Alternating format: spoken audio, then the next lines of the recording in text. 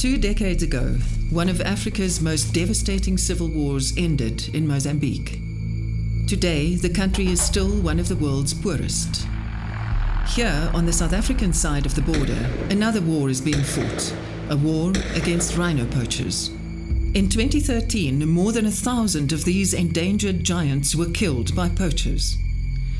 This year, the animals are being killed at a rate of 2 a day, compared to the 33 that were killed in the whole of 2007. The Kruger National Park is at the epicenter of this slaughter. The Great Limpopo Transfrontier Park straddles the eastern border of the Kruger Park, Mozambique and Zimbabwe. Up to 70% of the poachers are from Mozambique. Scenes like these feed the exploding black market demand in Asia, where rhino horn is believed to have medicinal properties. Although the horn's supposed medicinal benefits have been scientifically proven to be false, the rhino body count is rapidly rising. Vietnam is the main consumer market, yes, but it's the key recruitment pool from Mozambique that the South African government should address, says Andrew Parker, CEO of the Lowveld Game Rangers Association of Africa. They're launching incursions almost at will across an international boundary from Mozambique into the Kruger National Park, where the majority of rhino are being lost. Jack Greef, who provides a wildlife security service, confirms that Kruger Park rangers often come in contact with low-tier poachers from Mozambique. The guy picks up a rifle, he comes in, crosses a fence, and he shoots a rhino. It doesn't change. It's a simple exercise. These poachers were captured on camera recently as they casually crossed over from the Mozambican communities bordering the Great Limpopo Transfrontier Park into the Kruger. This is a typical scenario. A group of 3 men, one carrying a water bottle, one the gun, and one a knobkerrie and an axe. If you look at the tactics that the poachers are using, they are coming in not only armed with hunting rifles, they're coming in armed with semi-automatic weapons. As law enforcement efforts have improved and increased, so the stakes have got higher, and the poachers have simply responded by increasing the size of their groups, by increasing their armaments, and coming in better prepared. 60% of Mozambicans live on little more than $1 a day, the World Bank standard for extreme poverty. For some, poaching rhino in South Africa is a gold mine, says Damien Meander of the International Anti-Poaching Foundation. The stakes are high. The stuff's worth more than cocaine and gold. No price is too high to pay. Ex-police officer turned academic, Professor Moses Montesh, wrote a research paper on the Mozambican challenge. My findings were that rhino poaching in actual fact in Mozambique, it's not something that they view it as rhino poaching. For them, it's a normal hunting. People are lining up to come in and be killed in places like Kruger, and rangers are being forced to carry out a death sentence. We are dealing with ex-soldiers. We're dealing with people with military training, extensive military training. Kruger Game Ranger Andrew Desmet understands this all too well. He was shot in the stomach by poachers in May last year. Rangers' lives are increasingly in danger, says Andrew. So it's a national security threat, and they've demonstrated that they're quite prepared to shoot their way out of trouble. The lack of control at the border posts is also a key concern. There's a link between rhino poaching and or the involvement of law enforcement officials, especially at the border posts. Our team travelled northeast to investigate claims of a lack of border control between South Africa and Mozambique. Lack of border control makes it easy for illegal goods like rhino horn to be taken in and out of South Africa. But are there any truth in these claims? Our aim was to cross at the Pafuri Gate, the most northerly entrance through the Kruger Park, and to do this without number plates and with incorrectly completed paperwork. On the South African side of the border, a piece of biltong paves the way for an easy passage. We are barely searched, and no questions are asked about the missing number plates. On the Mozambican side, a half-hearted search is done, but the guard focuses only on the contents of 2 boxes at the back of the van. We are through within 20 minutes. 4 days and 2,500 kilometers later, we travel back through Komatipoort border post. Here, a man elicits 150 rand to get our passports stamped while we wait in the vehicle. No clearing through customs and no search of our luggage whatsoever. 2 minutes. Yeah, we must be Pakita. The car form and you want, if you can do it, there's the car form. The South African side shows signs of being more efficient. Now the question is, how many vehicles cross the border without being checked and also carrying weapons? They prefer to remain anonymous for security reasons, but intelligence sources in South Africa say that in some cases, rhino horns are smuggled within Mozambique in trucks en route to Maputo loaded with sugarcane or coal. We identified some of these trucks in previous investigations, and we can also now freely say that the sugarcane trucks are being used to bring rhino horns from Mozambique to Maputo. This is an effective strategy, says our source. You try and find inside the sugar truck or coal truck rhino horn. It's like finding a needle in a haystack, he says, and with the half-hearted searching we experienced, this is a free pass for criminals. Criminals are adept at hiding the guns used to poach South Africa's remaining rhinos. In this case, a poacher's rifle was hidden in a hockey bag tied to the undercarriage of a vehicle. The poachers, Mozambican nationals, were caught hundreds of kilometers from the border in the Hammanskraal area north of Pretoria. Clearly, they are not only focusing on killing Kruger's rhinos. You usually find guns, ammunition. We also got information about where they get their silencers and to who they talk. Nowadays, poachers don't hide the horns for long periods like in the old days, says Jack. Now the horn is collected and within 2 or 3 days it's out of the country because of cell phones, because of the mobility, cars involved. These photographs, taken by the poachers on their cell phones while in the veld, reveal something about the way they perceive their operation, that they are heroes, Robin Hoods, who bring back money to their very poor communities. You'll get inside a person's all the cell numbers of all these people on papers where they connect to the big boss. There's always the word big boss or big fish or that they put on their cell phones also as the guy who's sending them. But small hunting groups like these poachers are just one link in the criminal chain. Those are foot soldiers. The big guys reside in the city center in Maputo. We investigate how a deal gets brokered. Maputo, an informant, makes a call to set up a deal via a contact, who in turn contacts a mediator. We want to buy horn, we claim, and agree to meet in the suburbs on the outskirts of the city to negotiate a deal. This is our mediator. After some conversation, she agrees to contact the seller in our presence to arrange for a meeting. She's with potential buyers, she tells the seller of the horns, allegedly in a town called Mozambique. He claims that he cannot talk at the moment, but promises he will get back to her. Whilst waiting for the return call, our investigators discuss details regarding price, as well as where and when the transaction will be concluded. Friend of yours. Can we trust it? Yeah. She saw the one. Through this conversation, it transpires that the deal would either take place in Swaziland or in South Africa, not Mozambique, that the currency paid would be rands. The mediator wants commission from both the potential seller and the buyer.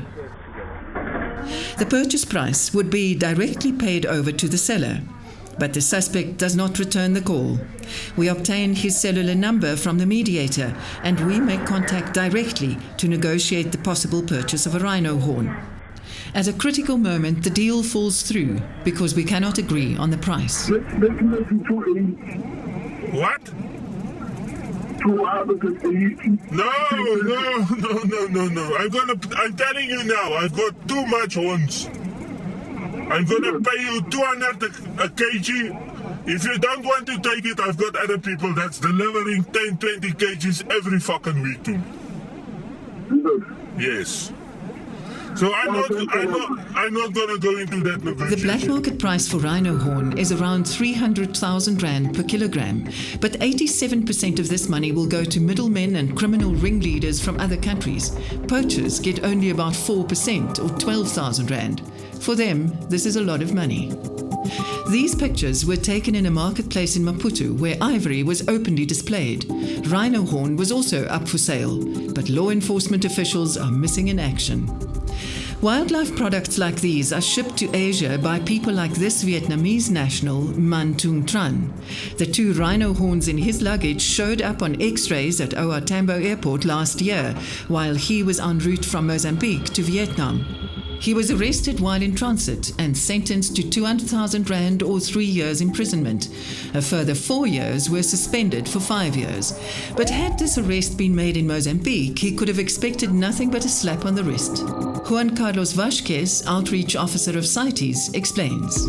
If you keep your border with Mozambique, for instance, open, and we know that all the poachers are leaving South Africa and going to a country that is not as well equipped as South Africa to prosecute these crimes, we are probably not achieving the results that we wanted to achieve. In spite of 2 CITES resolutions drafted to put pressure on Mozambique, there still are no strict penalties for rhino poaching or possession of horn in the country, and a person faces bigger repercussions for carrying an illegal gun than possessing rhino horn. And finding a gun for poaching in Mozambique is easy. They were widely used in the 17-year civil war between Renamo and Frelimo. Frelimo has governed the country since 1975. Those firearms are still out there within the communities. There are those that were hidden by Renamo soldiers. The official figures say it all. More than half of the rhino poachers arrested in the Kruger Park during 2012 were Mozambicans. They are unemployed. What they do, they use those weapons. They sell them for the purpose of rhino poaching. A source who worked in the Mozambican side of the Transfrontier Park for more than a decade and wants to remain anonymous says in reality the figures are much higher. I would estimate that 85 to 90% of the actual poachers poaching in the Kruger National Park are from Mozambique. Our request is to the government is to start treating this as an armed insurgency across an international border. It's a national security threat.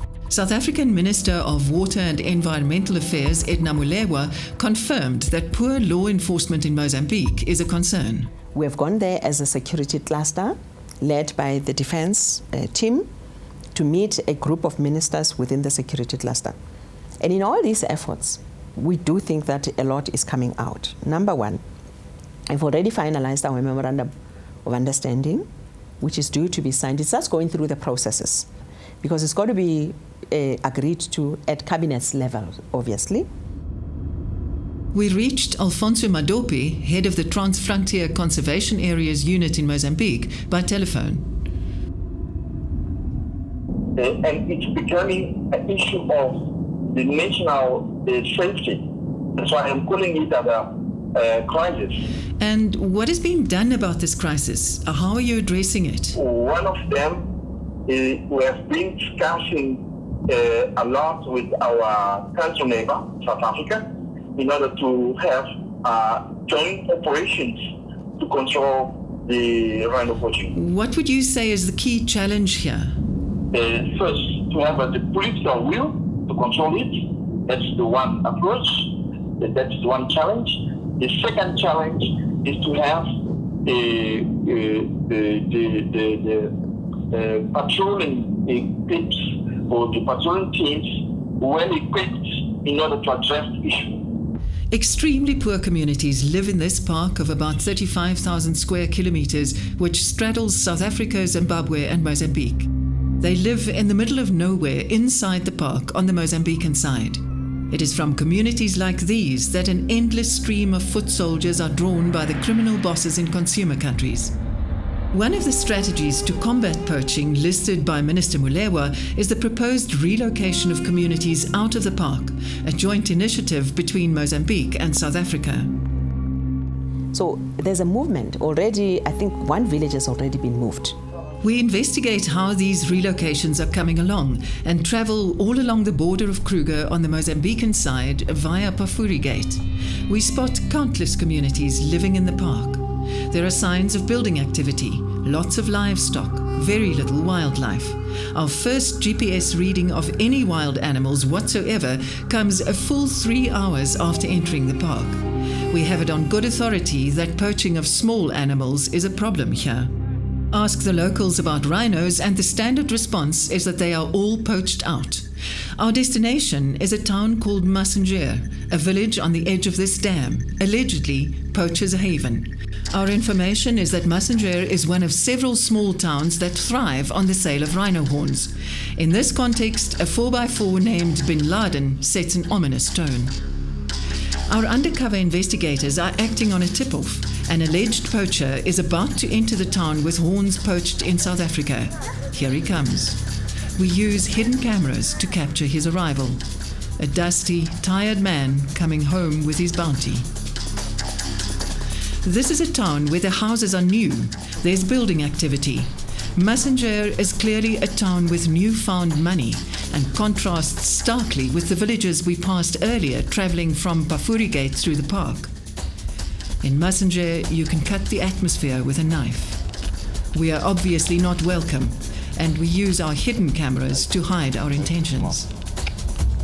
We find a local man willing to talk, but he doesn't want to be identified because he fears for his life. A lot of rhino is in the Kruger National Park in South Africa. Yeah, that's the reason people go to South Africa and the Kruger to poach.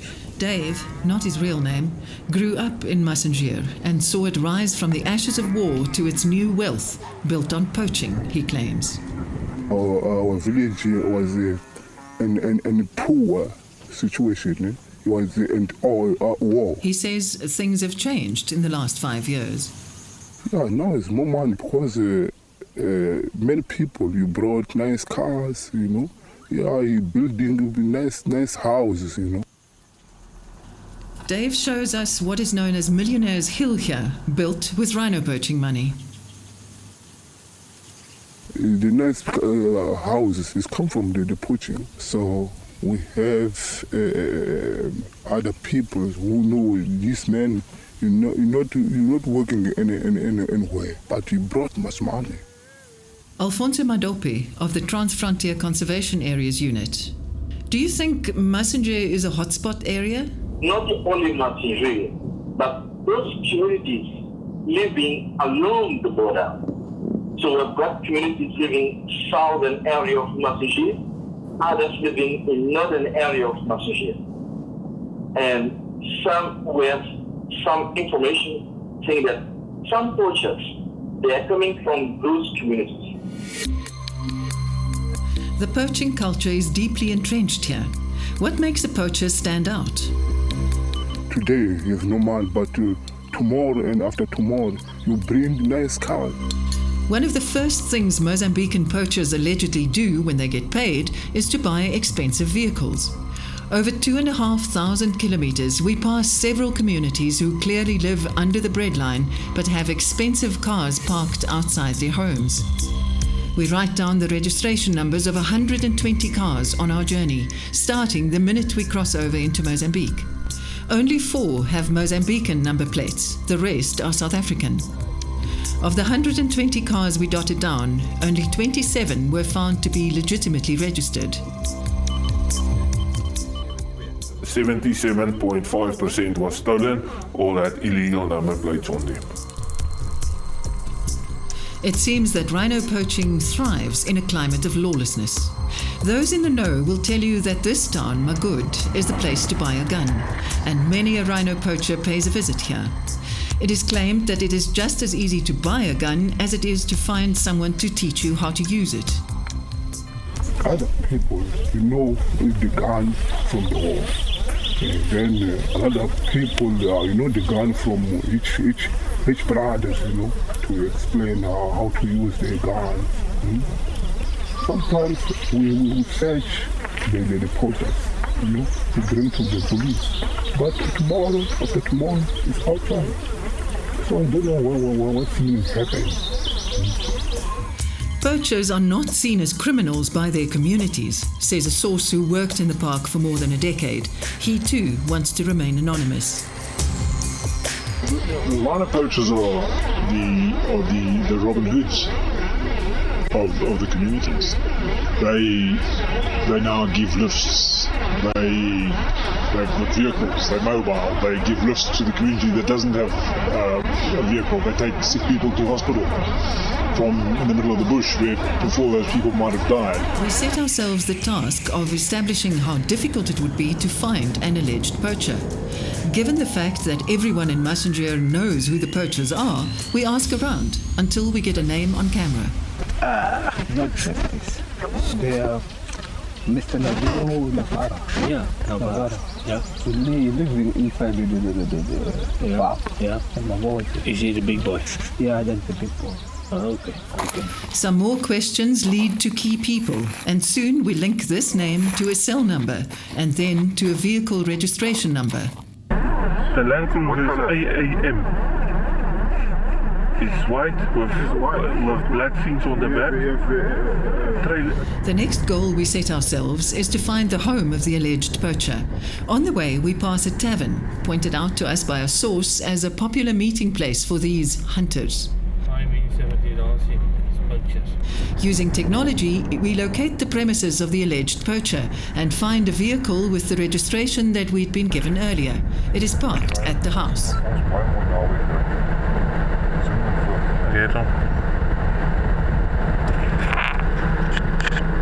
En ons het oor en ons moet gaan. It's well known to all the intelligence sources in the SAPS, in sandparks and private independent people that they all exactly know who's these people, but they can't touch them. We identify another informant and, pretending to be interested in hunting elephants, find him 3 hours south of Massengier. Ben, not his real name, worked in South Africa on contract for 6 years and communicates in Afrikaans. Legal. Yeah. First, we use a hidden camera. He tells us that the rhino poachers are well known in this community. He can easily identify the homes of the poachers. Also, the homes of those who never came back because they were shot in the Kruger.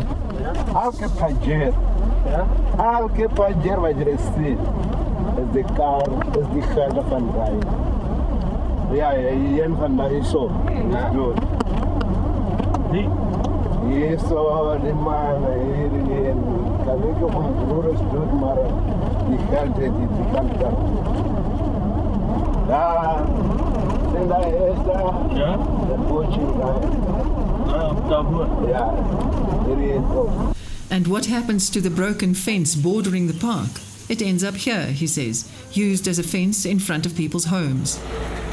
After an hour's drive and conversation, Ben agrees to talk to us openly. Even so, we think it wise to protect his identity. Mesmo esse caminho é caminho que sobe até na linha fronteira. Mas a fronteira que a estrada utilizava com a italiana que construía a barragem de Nkrumah.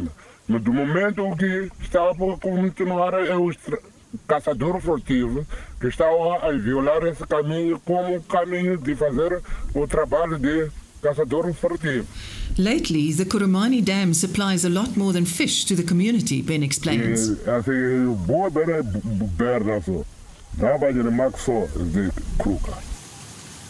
The boats are used to transport poachers and their guns, and the fishermen are used as scouts. Ben claims that poachers are given shelter and are assisted in storing food here. In return for shelter and food, the poachers pay the fishermen a fee. Soos wat jy werk moet jy vis. Die ook hy maak hom op.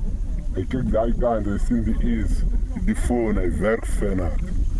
Do you know what's happening at the Kurumani Dam? Does that have anything to do with poaching? I have to confess that yes, there is problems of poaching, but those problems we have been addressing them in this specific case through the concessionaires those are working in that area. Poverty, the availability of guns, the porous international border. This blood-drenched puzzle is extremely complex.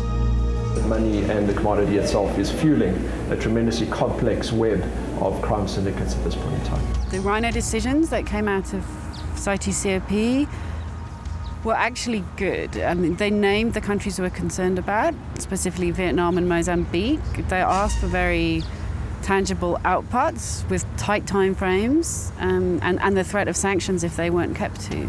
We need political will and we need government intervention in a big way to provide hope for the rhino and the future of our wildlife heritage in totality.